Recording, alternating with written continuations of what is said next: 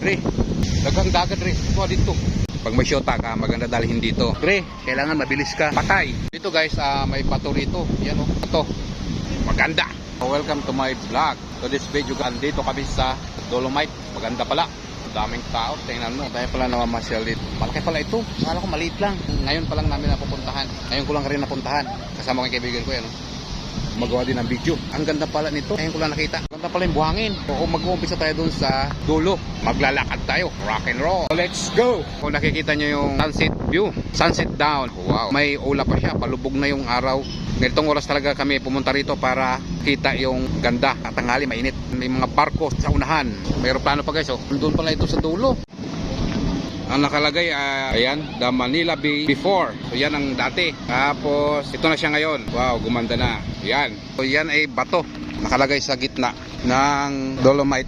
Ayun, nasa gitna siya na Dolomite. Oh. Bato yan na nilagyan nila na plate para makilala mo kung anong lugar to. Kung pupunta ka rito, makikita mo yan. Yan, daming tao. Wow, mamamasyal tayo. Lalakad tayo mamaya sa tabing dagat. Let's go! Ito tayo sa pinakadulo ng Dolomite. Yan ang hindi bawal, hindi pwede ipakita yan. Tatanggalin natin yan. Maganda rito guys, mahangin, saka maalon. May mga tao nakaupo hanggang doon yan sa dulo, walang hanggan. Maglalakad tayo, punta doon. Maglalakad tayo hanggang dulo. Let's go! Hanggang doon sa kabilang dulo. Dito tayo guys sa kabilang dulo. Yan, ito ang pinakadulo niya. Mag-uumpisa na tayo maglakad, papunta doon. Ganda rito kasi mahangin, saka kaping dagat. Yung mga barko na yun, nakikita nyo, nandyan nakapundo lang sa unahan. Ewan ko kung sinong inaabangan yan. Mga bata, nag-i-enjoy sa tabing dagat. Mali, dapat nagchinilas pala ako. Nakalimutan ko kasi. Dapat magtatampisaw tayo dyan. O, daming tao, may miming pa o. Maganda rin yung buhangin niya. Dumarami na yung tao rito sa Dolomite. Hapon na kasi. Ayan guys, so pumapasok na yung iba. Yung iba kanina pa rito. Tambayan pala talaga ito ng mga tao. Nag-i-enjoy yung mga tao rito sa kapapanood, kabibidyo at saka magawa ng TikTok. Dami na nakaupo. Ready na sila manood. Lalakad tayo hanggang doon. Dami nakaupo guys. So agatin yan. Shiming! Papatuloy tayo ng pag-vlog. Yung buhok natin, malakas ang hangin. Nakatayo. Nakikita guys sa likod ko. Daming tao. Talaga nila masyal dito. Nakikita niyo yung tao sa likod ko. Dami dito. I-enjoy sila mamasyal dito. Bunal naman.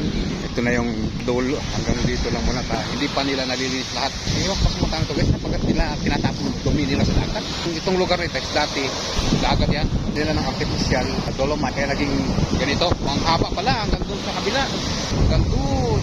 Maganda sana kung umabot ito doon sa kabilang dulo. Maganda maglakad. Ayan oh, malinis ang buhangin oh. Ayan na yung dagat. Wow, maalon-alon. Yan, hanggang doon yan. Yan. Malinis yung tabing dagat. Yeah. Abot tayo. Yan, malinis yung tabing dagat. Sarap maligo, kaso bawal. Magsa 6:30 na. Close na pala ito. Awayan tayo. Let's go! Any guard, 6:30. Balik na tayo sa ating close na nila. Kita yung dagat. Kita yung dagat guys. Kita rin yung mga tao sa kabila. Magpo-close na.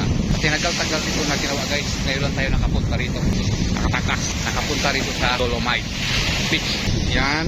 Yung mga building. Maganda guys kasi nasa tabing kalsada lang. Yung mga tao pinapawi na ayaw pa rin. Tambay pa rin dito. Ngayong oras guys. Maganda rito sa Dolomite. Tingnan nyo.